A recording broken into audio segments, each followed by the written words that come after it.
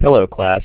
This is a recording for Oracle Chapter 2. That's Chapter 2 of the SQL and Oracle book. Now we're going to be doing something a little bit different, and we're going to be using these lessons for both the SQL and the Access students. It's pretty much universal, the concepts covered here, and I have had the chapters coincide, so they really overlap a lot.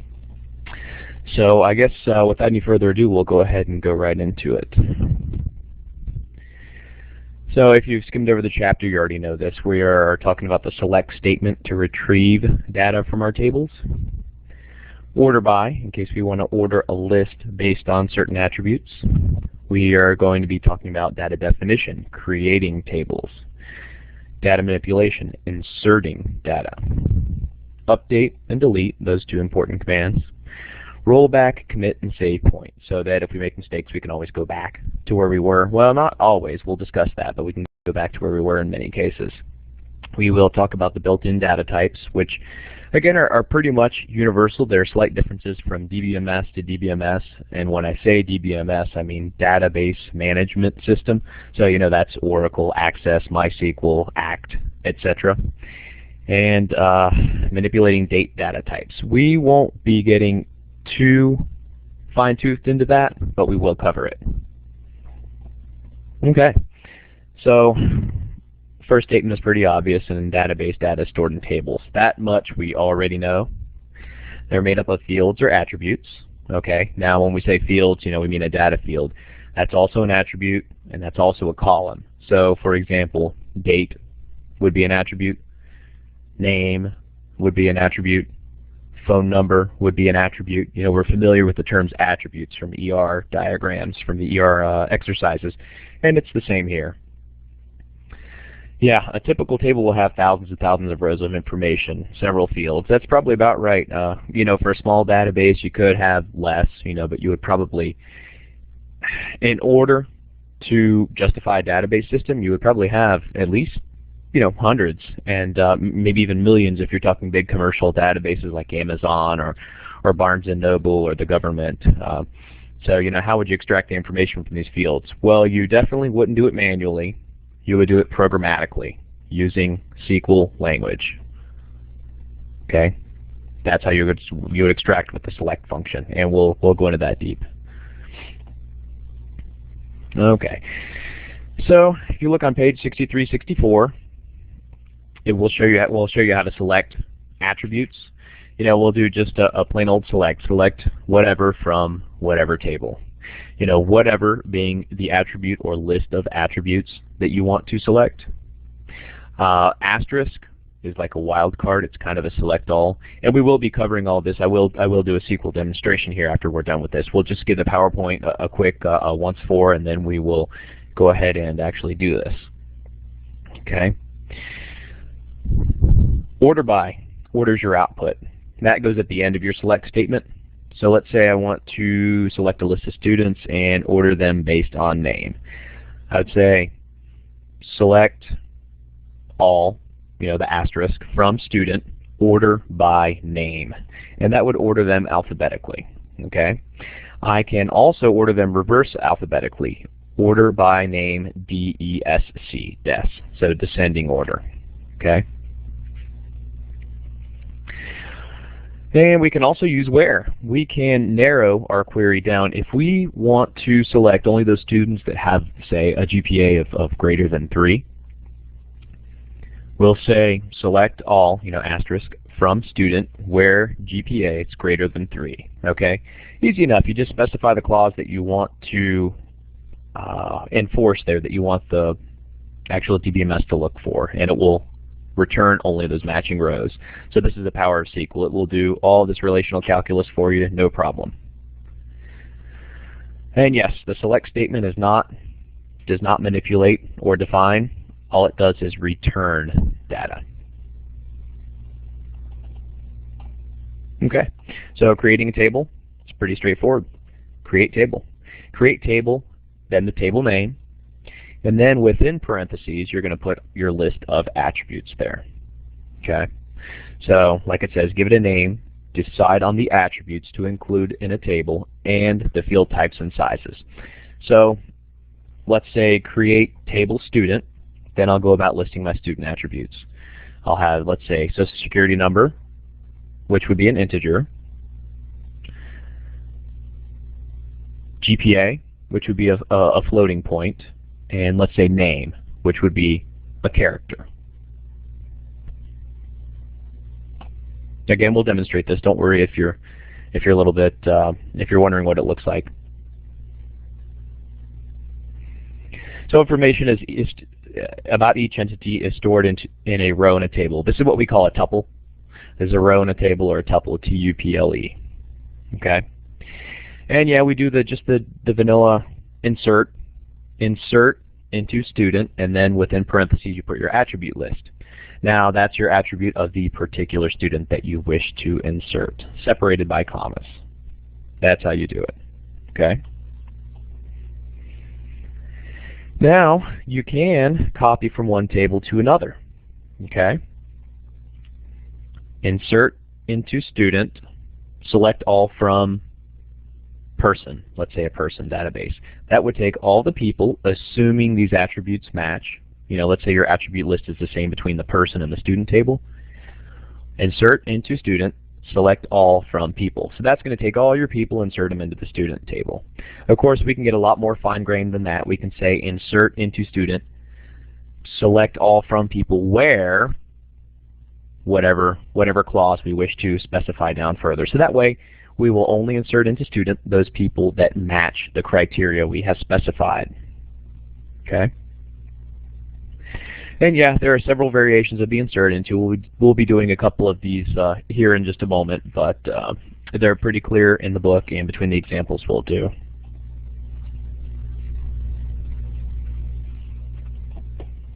Okay, update and delete. When you want to change data, that's when you use the update, of course. Okay. So here we have an example. Let's say you want to change all students whose major is math, or you want to change something for the students whose major is math, rather. So we can say update student set, oh gosh, I don't know, set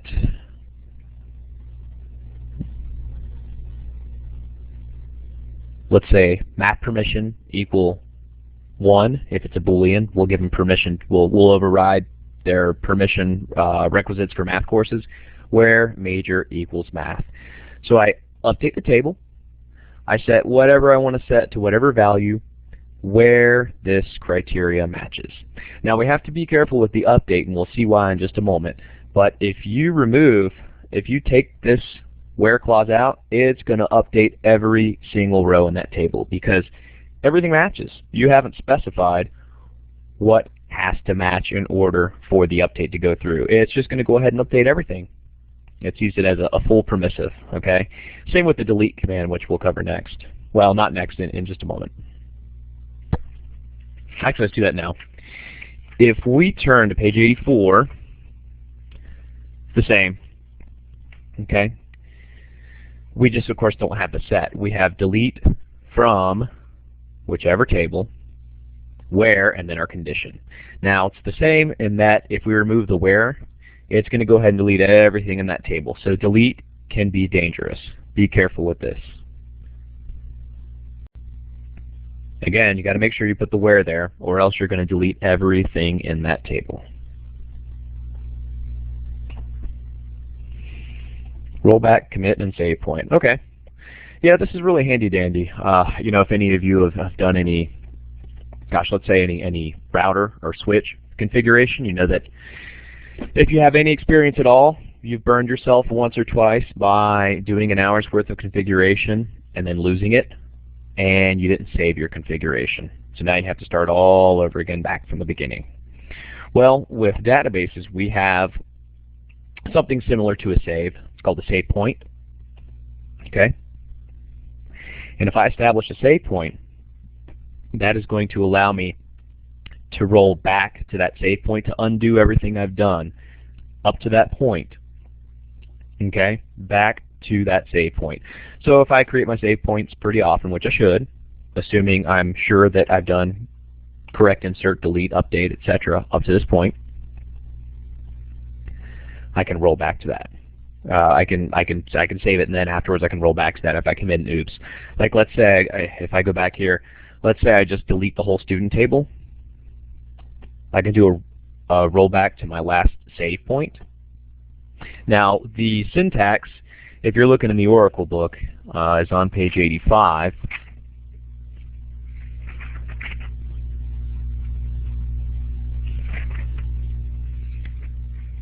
Yeah, there you go. Just roll back. It will roll back to the last save point, or you can specify the rollback with save point on page 87. Roll back to save point and then the save point name. Okay. And yes, once you commit, that's it. Everything is 100% committed and updated, and your temporary memory is cleared. Okay. And yes, once you exit, you're implying a commit. That's an implied commit, so you won't be able to roll back to your next save point. You can't just restart your database and roll back to the next save point again. And we will be doing examples of this as well. Okay?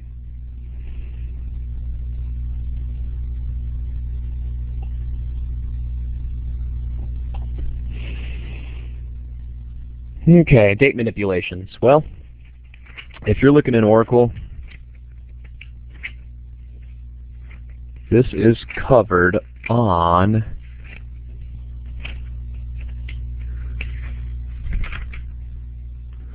as of page 101. Okay, and this does get a little bit extensive, and it does vary a bit from database to database. I'm not going to show you on both SQL, on both Oracle and Access, SQL date manipulations, but they pretty much go hand in hand. Once you've got it, you've got it. We'll go through a few examples in MySQL, which is pretty generic as well, and that will carry over. And if you have any problems with this, of course you can let me know. But these are pretty straightforward examples. Okay. Data types. Yeah, there are a whole heck of a lot of data types, and they do vary a little bit between database management systems, but for the most part there's a standard. Okay. Integer is pretty darn standard. Int, integer, same thing. Okay. It's basically a number. You know, I think we all know what integers are. If not, that's okay. 0, 1, 2, 3, 4, 5, 6, 7, 8, 9, 10. Those are examples of integers, whole numbers. Okay. So that's what we would make something like zip code. We could make that an integer field. We could make social security number an integer field, as long as we don't enter it with the dashes. We could make phone number a 10-digit integer field, you know, for the, let's say, area code and phone number, as long as we don't, again, enter parentheses or dashes. Okay. Now, for text data, you're going to use varchar. You're not really going to use character. Character is fixed storage. It wastes a little bit of space. Yeah, here it says character type is fixed. Okay, so it's going to use a minimum of 29. Well, it's going to use your as a minimum your max number of characters that you put in there. But varchar won't do that. Okay, and also there's a little bit of difference. You can use Unicode. Okay, and there are other data types in your book, pretty darn standard. We'll go over a few of them. Okay, so that's pretty much it for the PowerPoint. This is Dr. Bagway's PowerPoint, and I'm not going to leave it at that. I'd like to go a little bit further and go ahead and do some examples for you.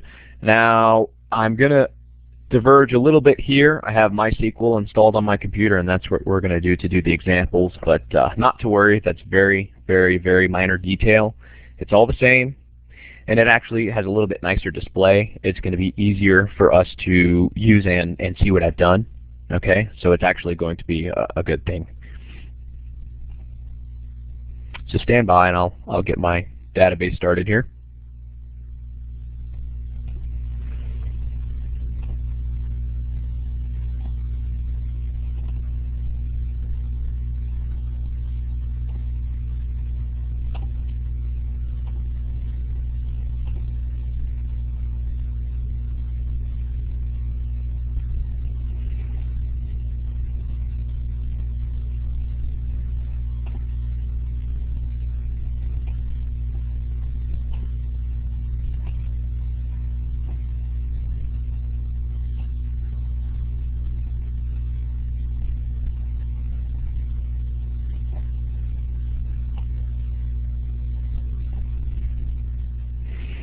Okay.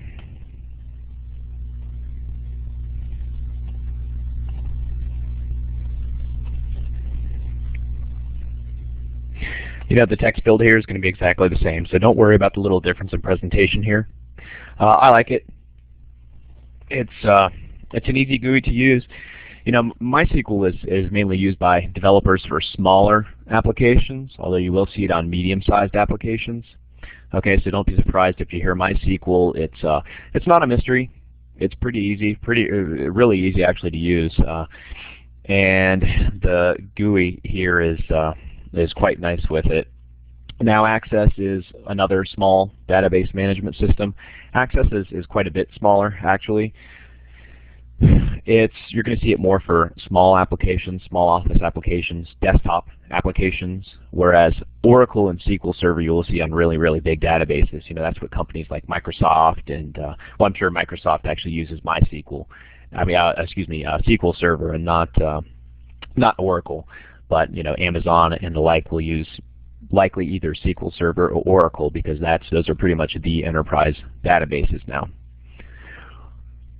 Okay, so I will just go ahead and you can ignore this.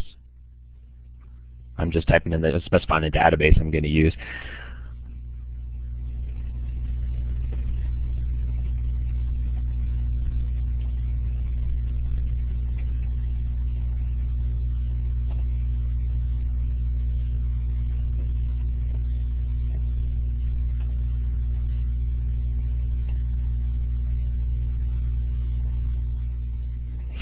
Okay, so let's say we want to go ahead and create a table. Okay, we'll start from the beginning. Create, like I said, create table, and then we'll put our table name. In this case, we'll call it student. I just kind of have this planned in my head here. Okay, so what would we put into a student table? Well, Social Security number, right? And that's going to make a good primary key. Okay, so I have Social Security number, data type. So it works like this: name, data type, and then any kind of constraints you wish to place upon it. Okay, I wouldn't worry about that just yet. If you say, well, what the heck is primary key? Why'd you put it after int? You know what a primary key is, and I'm just telling it that the integer Social Security number is the primary key for the table. Okay, that's all I'm doing right there. And after the comma, I'll repeat. Let's say I also want name. Okay. Okay. Now name is a varchar. I've heard people call it varchar. I think it's varchar. Really is going to be the actual pronunciation, but you will hear varchar a lot from experienced developers, so don't laugh at them. Of length 20. Okay. That's all that's telling me. So, or if I want to change that to 30, whatever. Varchar can have up to, oh gosh, I can't even remember. I think it's 4 million.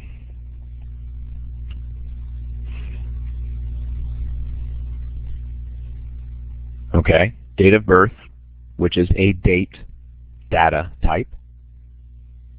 Okay, so far I have an integer. I have a character field, you know, which is analogous to a string if you want to think of that in programming. Okay. Date, which is its own data type. You know, it's a defined object, if you will, in MySQL. But we sort of treat it as a string, as you'll see.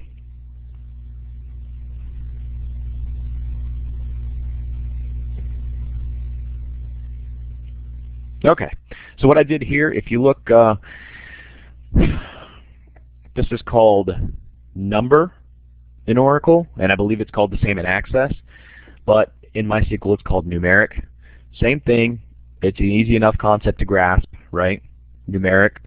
Now what I'm telling it here is you have a total of 3 numbers, 2 of which come after the decimal point. So if you think about it, that makes sense. You know, if I have a GPA 3.46, well, I have 3 numbers total, and 2 of them come after the decimal point, right? Okay. And let's say I wanted to find the year, the grade they're in. You know, like say 1, 2, 3, 4 for freshman, sophomore, junior, senior. I'll say grade, which would be, you know, that's another good integer, right? So there we go. So create table student, social security number, which is an int, which is also the primary key, name, which is a character field of length 30, date of birth, which is a date, number to numeric data type, GPA, which is a number consisting of 3 digits, 2 of which are after the decimal point, and a grade field, which is an integer.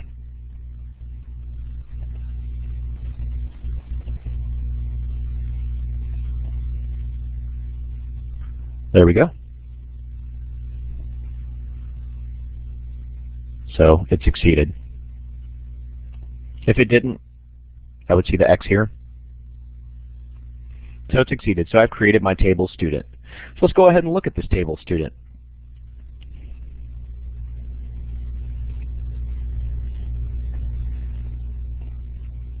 This should look familiar, right? Desk, describe student. What do we have here? We have social security number, integer. Default looks like 11 characters. I maybe should have even specified numeric and then in parentheses 9 if I wanted to be really specific there, but I wasn't thinking. I don't know. I'm doing this kind of on the fly, so I just figured I'd make it an integer. It cannot have any null values because it is the primary key. Okay? It has no default value. And you know, you're not going to be worrying about this right now. You don't have to. If you can do table descriptions, you can do desk, and you'll actually see this in Oracle. And in Access, you can either do text or GUI based like this, and they're not going to look exactly the same like this MySQL, but it's all the same. Okay, you'll be able to see your data either by doing desk or by viewing via the GUI. And I have a name field, which is a character string of 30 characters. Okay. And I can have null values because it's not a primary key. There's no not null constraints on this, and no default on any of these actually. Date of birth, which is a date, and it can have nulls because it's got no constraints, no primary key, and the same GPA. Okay, 3 digits, 2 of which are after the decimal point. It can have a null, no key, and grade's the same type thing. Grade, integer, and can have nulls, no key. Okay. All right. So I guess we should just go ahead. We're going to go ahead from the ground up. Okay. We're going to do an insert. Insert into the student table. Values. Okay. Now this is a little bit different. You know, remember we did create table student. And we had to use, let's say, DOB date, SSN, int, primary key, etc. You know, I had to give the column names there. Well, I don't anymore because I've already defined them. All right. Now, if any of you have never done any programming, hopefully you have programming as a prerequisite course for this one. If you haven't, it's not that big of a problem. Just remember the way you define the tables. Gosh, so here we go. This is my order down here. So what do I have? I have SSN, I have name, I have DOB, I have GPA, and I have grade. So my table was defined in this order. So this is the order my parameters have to be in when I insert data. Okay? Not that hard, just remember it. And don't use the column name. We'll just go ahead and start typing data in. So I'll say, let me put a fictitious student in.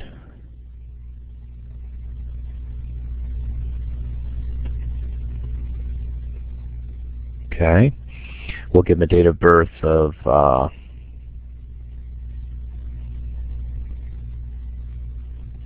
we'll give him a nice high GPA. He's happy, and we'll make him a junior. He's still got a year to go. Okay, all right. So what I've done, I'm telling it to insert into the student table a new student who has the values of this for social security number, just a generic, you know, fictitious from 0 to 9 in a row, incrementing. His name will be Bob Jones, nice and generic. His date of birth of June 5th, 19. Well, heck, we'll make that like 1989. He might be too young if it's 1999. We'll give a nice high GPA 4.0 and a grade of 3, meaning he's a junior. Now this date here, notice the order MySQL wants it in: year, dash, month, month, dash, day, day. It's a little bit different between Oracle and Access. The default's different, and you can also specify it in a different format if you like. Play around with the date functions, with the date formats. This will be on some of the homework here.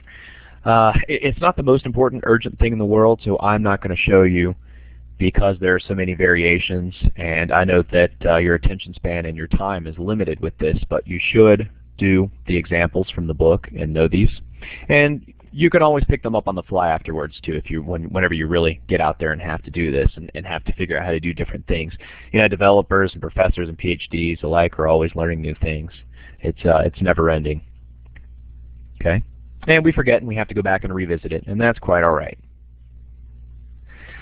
So this should allow me to insert a new student named Bob Jones. Let me make sure that I've got everything right here. Let's cross our fingers. Yeah, one row affected. All right. So it took the insert. Okay, one row affected. All right, so I'll go ahead, and now that I know I've got my syntax right, I'll go ahead and insert a few more.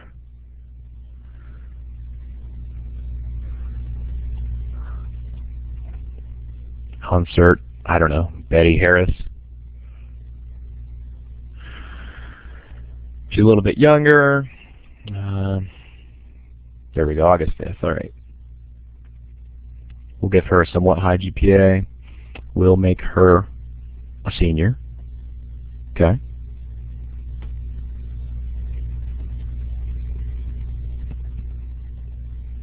Actually, if you get smart about it, I'm not that smart, but if I were smart about it, I'd do this and just go ahead and modify something like this. Just use it as a placeholder. And you actually write, you know, some load scripts and whatnot if you really get into this, and you'll save them as .SQL, and you'll go ahead and do your own scripting. If you want to create a big database from scratch or what have you. Dr. Bagway actually has one on her website for her books, if you'll look. She has several, depending on which book you're using.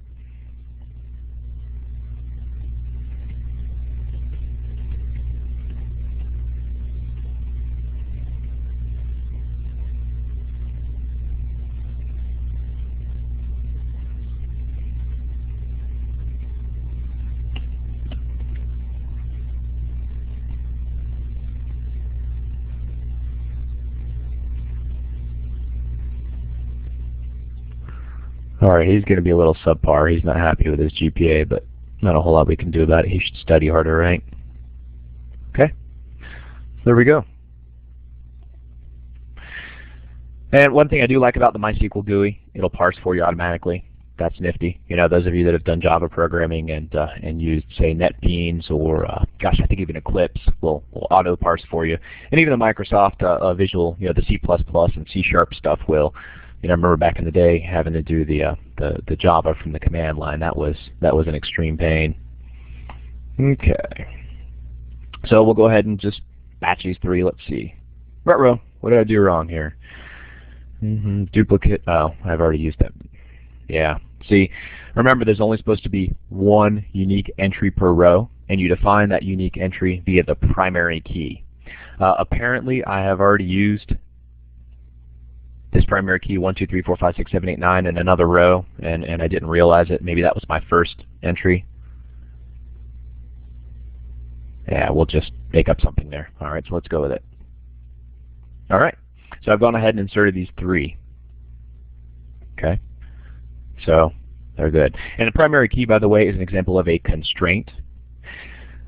It constrains the data that I can enter into the database. Now, it won't allow duplicate primary keys, for example. You can also create different constraints, as we'll see later, that have to do with values. You can only insert values, say, between X and X, several types of constraints. But that's an example of a constraint, as well as foreign key. That's also another type of constraint, which we'll cover pretty soon. Okay, so let me, we're going to go ahead and select data. Now that I've inserted it, the next logical step to me seems to select. You know, It's taught in the book, and I think it's a really good idea. It's really pretty to use all caps.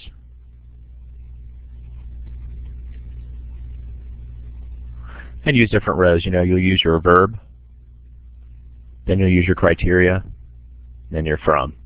Okay, you're not going to lose points if you don't do that. I do it when I'm programming because I leave it behind and it's permanent, and someone's going to come behind me and look after it, and that's just, I don't want to look sloppy. So I do nice, pretty queries when I'm really doing this, but I can just throw it on there, and it has the same effect, really. You're not going to lose points for it unless it's extremely sloppy. Then I guess it's fair game, but then you have bigger issues, right? So we'll go ahead and look at the data that we've entered so far. And how do I do that? We know it's a select to get data from the database, right? Asterisk is a wildcard. Many of you will recognize that from other computer science classes. It means anything. Select anything or everything from student. There we go. All right, so I got my Bob Jones, Pete Mitchell, Ed Jones. I wonder if they're brothers. And we also got Betty Harris. Okay, so we got everything about them right there on hand. You know, if you're using Access, you might see this in the GUI in a tabular format, or if you use it in Oracle, you'll see the text. Same thing. Okay. And let's say I need to order these students by GPA. Okay. I only want to see the brightest first. I want to see the best on top. Although we know grades really don't have a whole lot to do with the best, but don't tell your professors that, okay?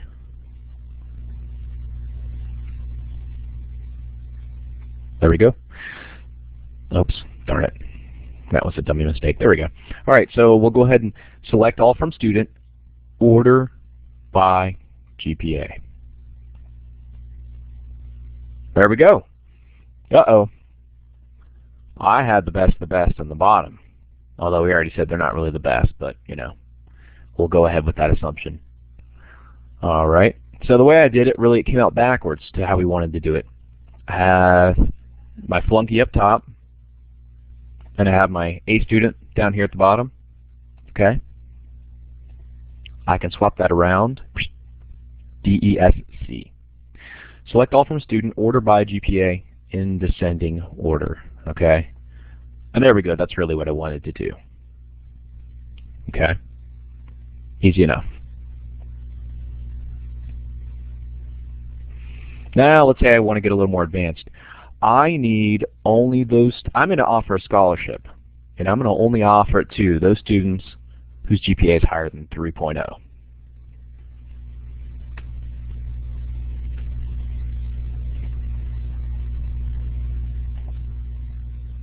Well, there we go. Bob Jones, Pete Mitchell, and Betty Harris get it. Ed Jones, I think his name was, doesn't. Sorry, guy. Let's say, oh, no. You know what? We're also going to allow it for somebody whose GPA is 3.0. There we go. Doesn't change anything because I don't have anybody with GPA 3.0. Well, I'll tell you what. We'll see it in action here. Let's say I only want to offer it to those who have a GPA above 3.45. Bob and Pete get it. What was it? Betty, I think, doesn't. But there we go. We change our equality. There we go. Betty now gets it. So she gets her scholarship too, and she's happy. Okay. I can do even fancier combinations. Let me look at this data again here so that I can find something to do for you. Okay. Select all from student. Let's say I'm going to offer, okay, here we go. I'm going to offer a scholarship to students with a GPA of 3 or greater who are upperclassmen. Okay.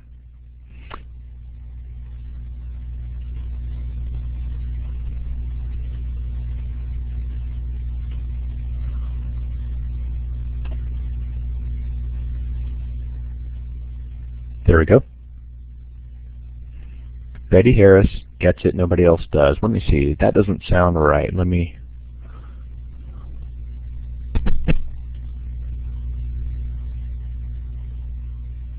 Bob should have also gotten this. Why didn't he get it? Select all from student. Where?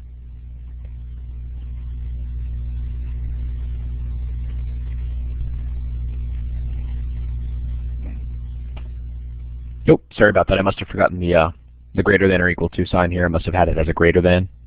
Okay. Like I said, you guys are probably smarter than me, so I'll make these dummy mistakes here and there. Okay.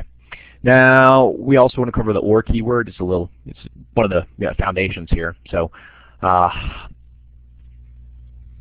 can do something like, let me grab all this data again here so I can look at this.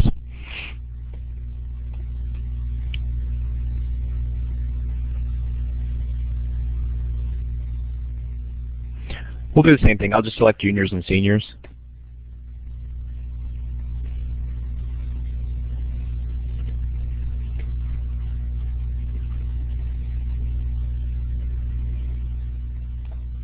There we go. Where, whatever, or whatever. So notice I have my whole criteria here.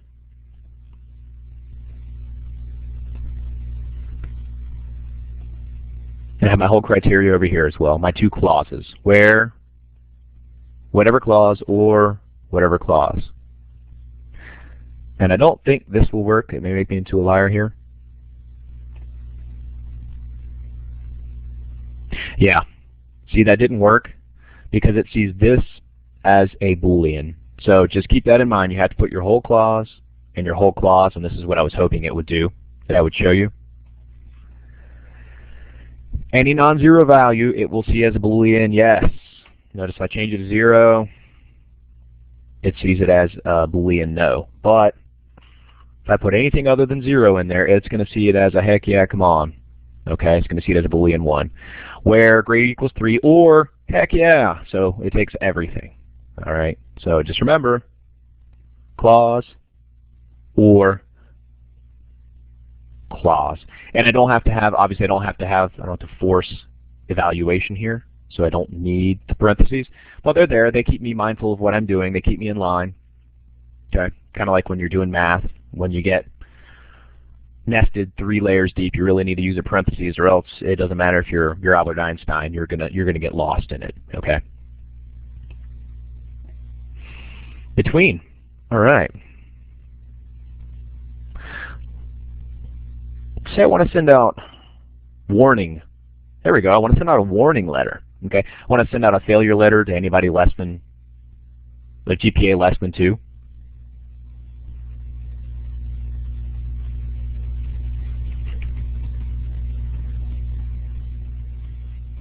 That's easy, and there's nobody, luckily, that's failing, so where GPA is less than 2.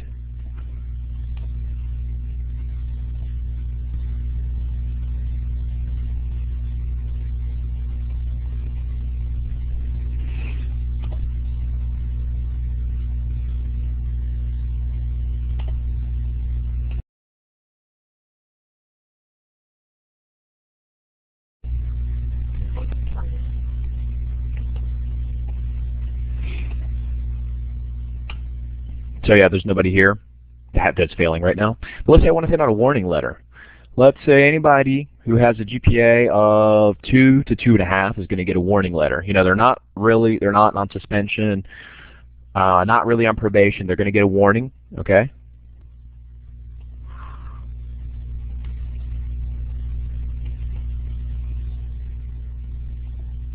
So there we go. And it should be, yep, Ed Jones. All right, select all from student, okay? So select everybody whose GPA, there we go, between number and number, okay? This is all one clause, right? Where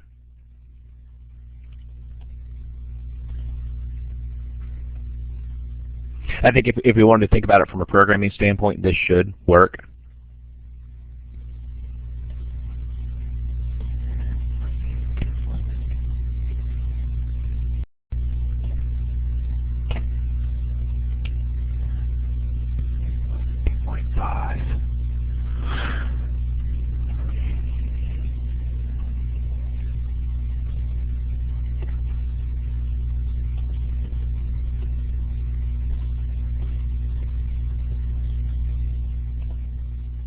There we go. Rather than struggle to make the other way work and waste your time, I just go ahead and show you that you can do it this way as well. But the between is pretty handy because you don't have to worry about these clauses. You just say, hey, it's between 2 and 2.5.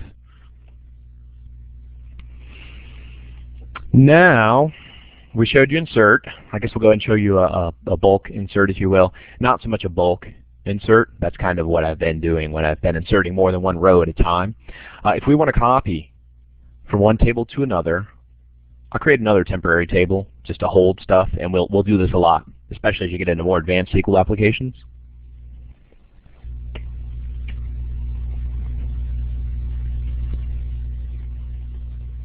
What did I have?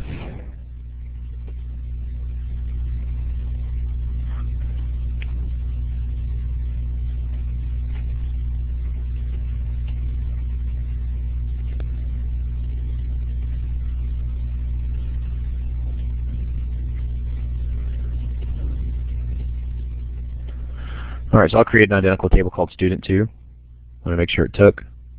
Alright, it took. Money. Okay. Now, here comes our bulk insert.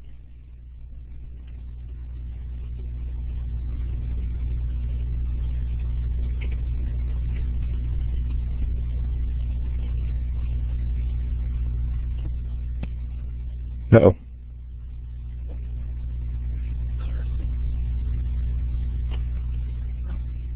Oh.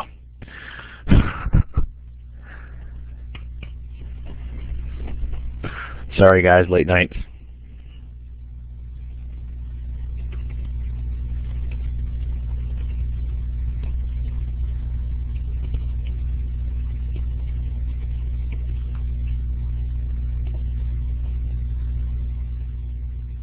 All right, so what I just did, I insert into student2.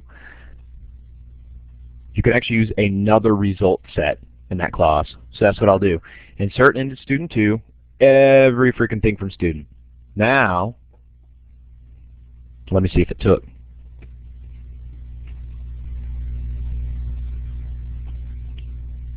Heck yeah. Got everything from student 1. Okay. Now, I'll go ahead and redo this.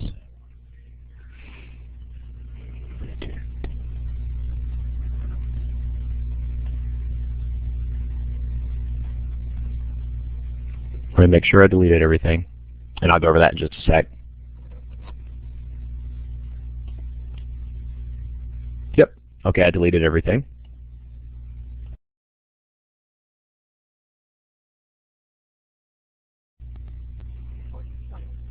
Okay. And I'll try a little more wacky insert, if you will.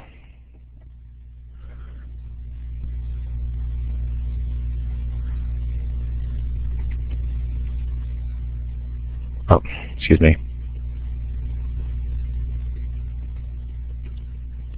Let's say I want to build a new table with all of the students with a high GPA.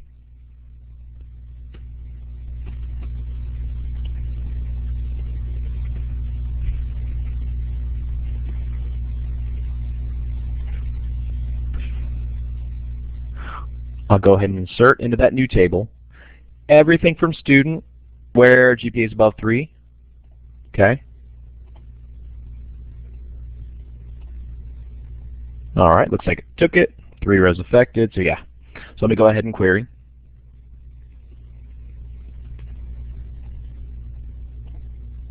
All right, got it. So you can put clauses in there as well, as long as your list of attributes lines up. You know, you have to have the same list of attributes. Your tables have to be identical, or alternatively, you can choose only those attributes that are identical, and we'll go into that a little bit more later. But for right now, just make sure your tables line up. Make sure all the attributes are the same, okay, if you're going to do this. All right. And what else have we got? Oh, I know, update.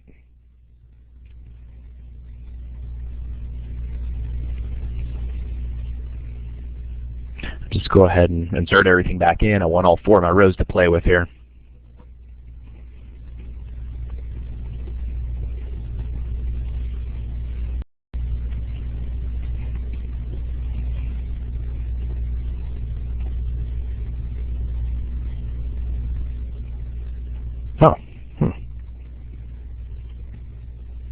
Maybe I didn't delete. There we go.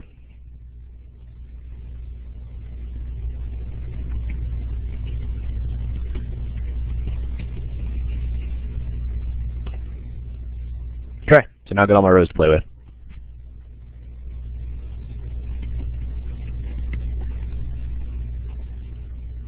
And there they are. Okay. I want to update a row. Let's say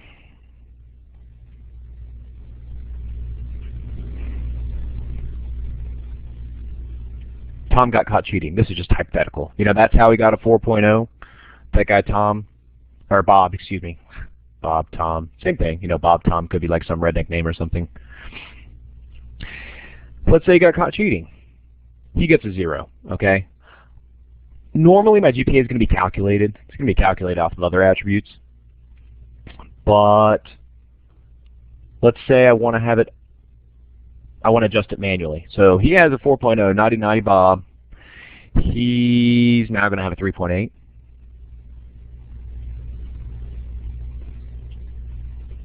All right, update student, that much is intuitive, right? We're just going to go ahead and update the student table. Okay, we're going to set the GPA equal to 3.8.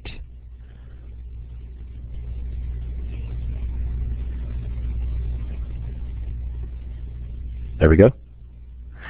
Update the student table. We're going to set that GPA equal to 3.8, where the name is Bob Jones. Okay, that's our syntax there. Okay, update table, set attribute equal to whatever, where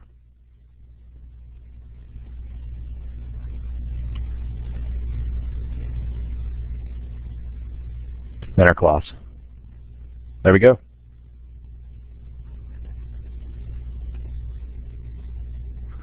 So let me see if it took. First of all, let me just glance at my output here. Yep, it took. So we'll go ahead and prove it.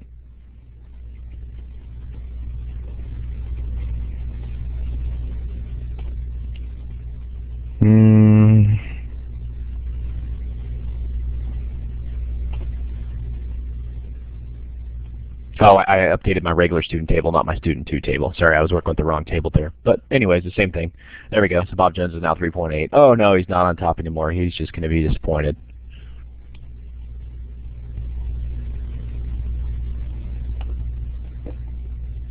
That's how we update it. Okay. And let's say Betty changes her name. Let's say she gets married. She changes her name to Betty. Let's say she gets married to Ed. So she changes her name to Betty Jones.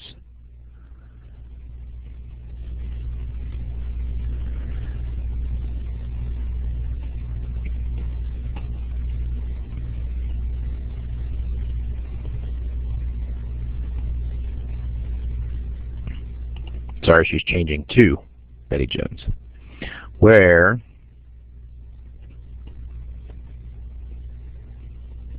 all right, you get it? So I'm going to look through the student 2 table. Wherever I find Betty Harris, that name is now going to be Betty Jones.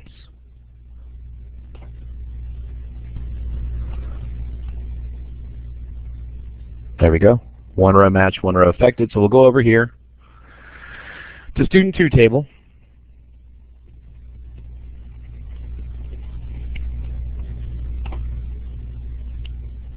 She's now Betty Jones. There we go. So now she can use her married name.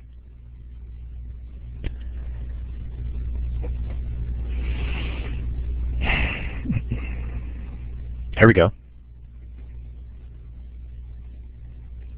Now is a good point to get into save points, commits, rollbacks, etc. I'll create a save point. Voila, created. Yep. Okay. So now I can do something silly like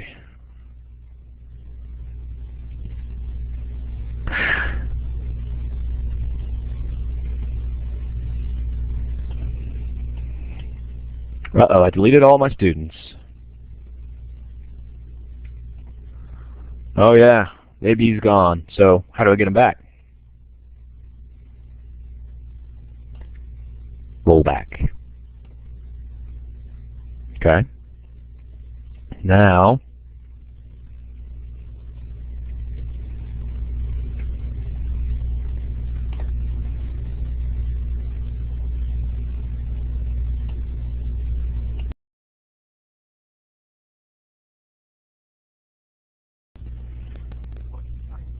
All right, it looks like I've got a bug that I have to chase down, so I'm not going to bother with those details right now. I only have about 15 minutes to finish the recording, but easy enough. You establish your save point, type save point, whatever you want to call it, okay? Or it may even be create save point, if I'm not mistaken, in Oracle. Sometimes these kind of blend together. There we go. Yeah, see, I'm getting an error, and I'm not sure why. And then you can do whatever you want to your data, and at the end, roll back to save point, whatever. And of course it's not going to, since it didn't recognize the save point to begin with. But then any kind of transaction you have will be undone.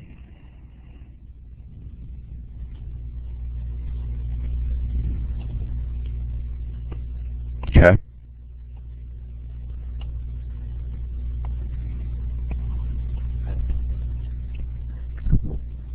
And I guess the only thing left really here is the alter statement. I've got social name, date of birth, GPA grade, so I'll go ahead and add, let's say, a phone number column. Sounds like a good thing to add, okay? If I want to add a column to a table, I'm going to change that table, right?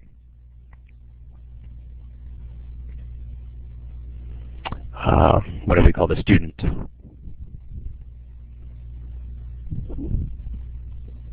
Add column, easy enough, right? And I'll just call it phone.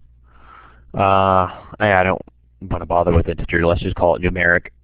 We'll say it's a numeric value of 10. So there we go. So I say go ahead and alter that table called student. Add a column called phone that's made up of 10 digits. Okay.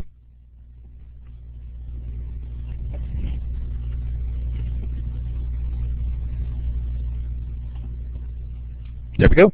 And it's filled with nulls. You know, default behavior is null. I didn't specify a default for it. And gosh, that should be about it. Oh, yeah, one last thing. So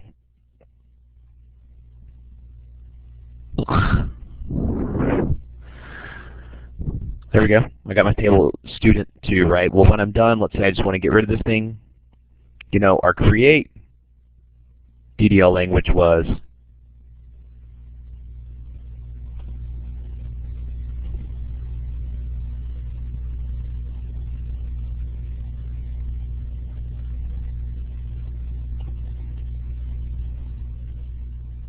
sorry about that. Our create DDL language was blah blah blah blah blah blah, right? Well, it's pretty easy. We don't even have to worry about the parameter list to get rid of the table. We drop it.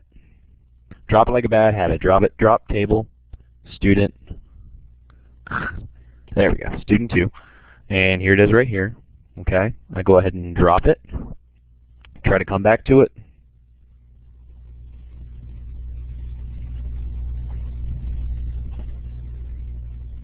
There we go. Table databases UWF lessons dot student 2 doesn't exist. Well, of course it doesn't exist. I dropped it. Okay. And I think that's pretty much it about, you know, for this semester, or for this week.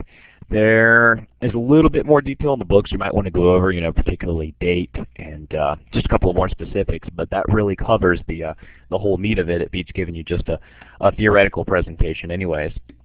So if you have any questions, please email me and post them to the discussion board. Otherwise, I guess go ahead and get to work, and I look forward to seeing you in the next lesson.